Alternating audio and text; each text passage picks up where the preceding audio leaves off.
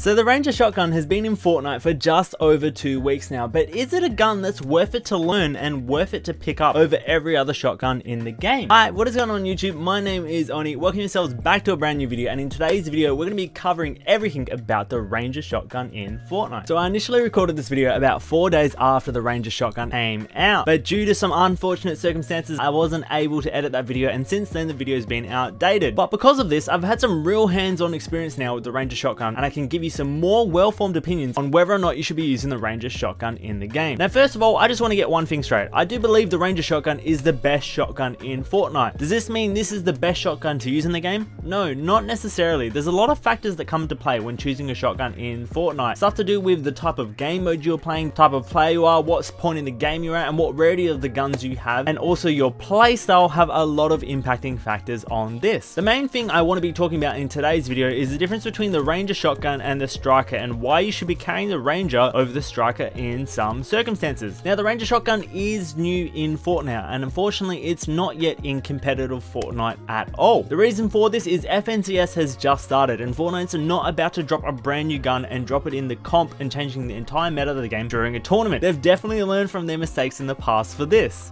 If you feel like you need a lot of improvement in the game, and that is for placing down builds and editing and shooting and making sure that you're pacing yourself well in the game and you're not just SMG spamming through walls, the Ranger shotgun is really good for that. The Ranger shotgun can teach you pacing in a very clear and concise manner. It can teach you how to edit on people, how to wait for someone to spam through your box and hit a nice shot on them. It can also teach you how to counter really well. Which brings me into the most important thing about the Ranger shotgun. Not only its range, which I will be getting into from my past recording, but also its countability. If you are low in Fortnite, the Ranger shotgun is the best shotgun to have. You are more than likely to hit a high damage shot with this shotgun compared to any other gun in the game. Before all the shotguns recently just got buffed, I would have to say that the Ranger was the entire choice you should make, and you should ignore everything else. But due to the Striker being buffed recently as well, I think there's a little bit of competition to go along with that, and let's talk about it. So first of all, let's talk about our spam shotguns. We have the drum shotgun and the auto shotgun. Now, I do believe these shotguns are better to use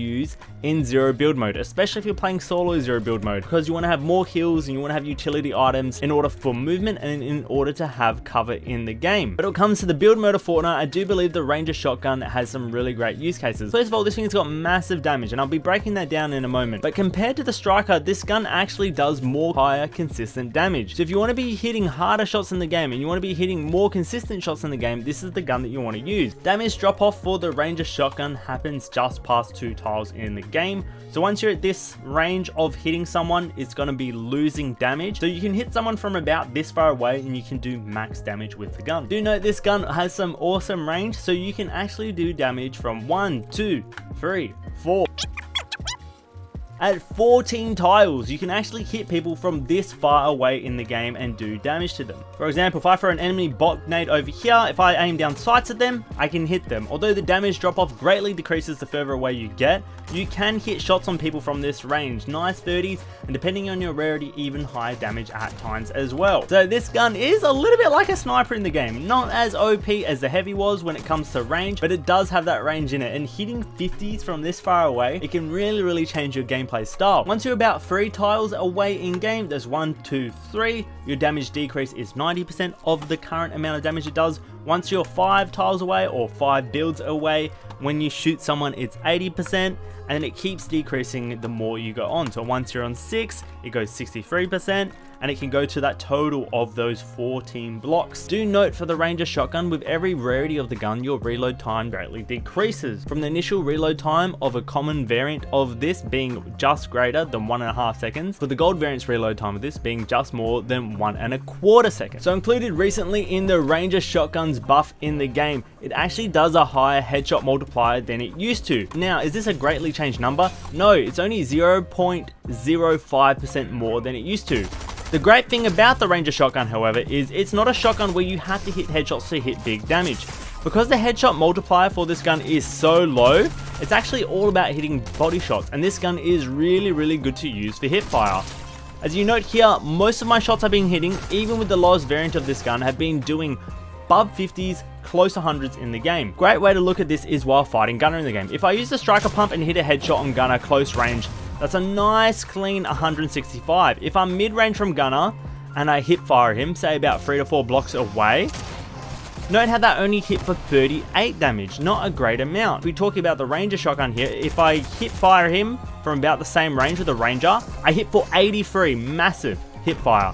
And then if I hit him close range with the Ranger shotgun, I hit him for 145 headshot. Now, though this headshot's a little bit less, if you can get your building down pat and practice your timing in the game, you're more than likely to win shots with the Ranger shotgun. It really brings back an old feeling of Fortnite, of hitting good shotgun shots and timing those shots really, really nicely. If you compare this, for example, to another shotgun, for example, the grey drum gun from range, although this gun can hit big and is relatively overpowered, if you spam into someone's face and someone's got a Ranger or a Striker, they're going to hit more damage on you. If you compare this, for example, to the Marshmallow Shooter, aka the grey auto shotgun, it really does not compare at all, especially with this gun's slow reload time. To show you how well this gun can really work in the game, let's pair it up with the limited time item, the E11 blaster rifle. We're going to take on Salone here with not even full health. Look at that, massive damage, taking off more than half of Salone's life off the rip there as well. And look how much the E11 blaster rifle can destroy also. We're going to reload the gun here, wait for the timing.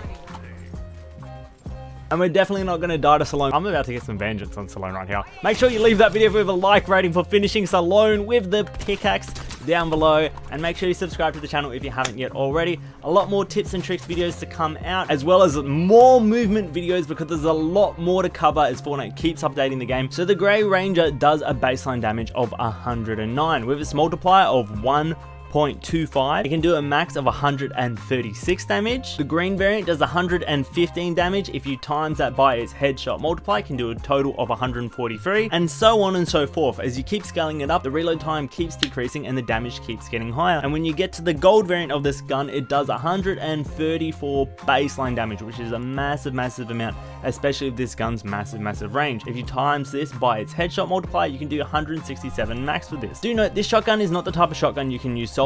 You always want to be using an SMG paired with it for that quick, fast rate of fire after. If we have a look at the amount of damage we can do with a gunner with the gold variant, look at this from range, 129 damage. So if you see someone approaching you and they haven't built yet, and you just pick out and just hit a nice body shot on them, yeah, you might hit a 36 here or there. But for the most part, you can hit those massive shots. If you look at using the Ranger shotgun in combo with an SMG, if you hit that big shot from range and then you just pull out your SMG, half the time you're not even going to get a chance to end up finishing shooting someone if they don't have 200 HP, because it packs an absolute punch. So if we're using the grey variant here, god damn. So if we're using the grey variant here, and we make sure we hit a body shot on this bot, we hit them for 80, and then you can just spray them down really nice and easily. This is probably best demonstrated on an IO guard, as they actually have 300 HP compared to the standard bots having 100. So let's find one of those guys real quick. Now, typically when I play in Fortnite with the Ranger shotgun, I'll always upgrade this gun to at least a blue rarity. Yes, I prefer it to every other shotgun in the game, but if I do find a drum gun that is purple or gold, or a striker that is purple or gold, nowadays I will take that over the Rangers from lesser rarity. So for example, if I have a grey, blue or green Ranger shotgun, I'm going to be picking up the striker or the drum that has a higher rarity over this. The auto can also be a great option, but I think the auto is a little bit inconsistent and its timing is relatively awkward for the game.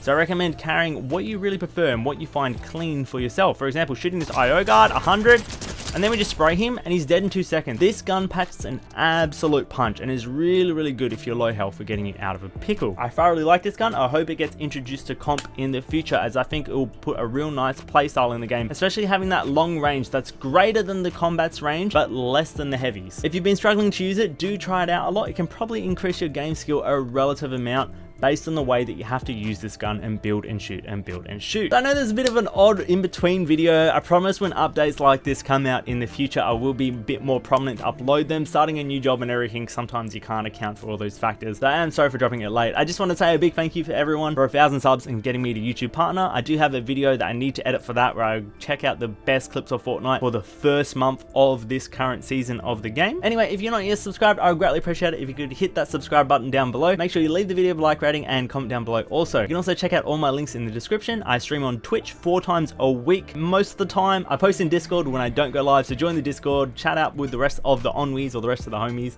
follow me on Twitter or whatever you like, and I guess I'll catch you guys on the flip side. Thank you for watching. Goodbye.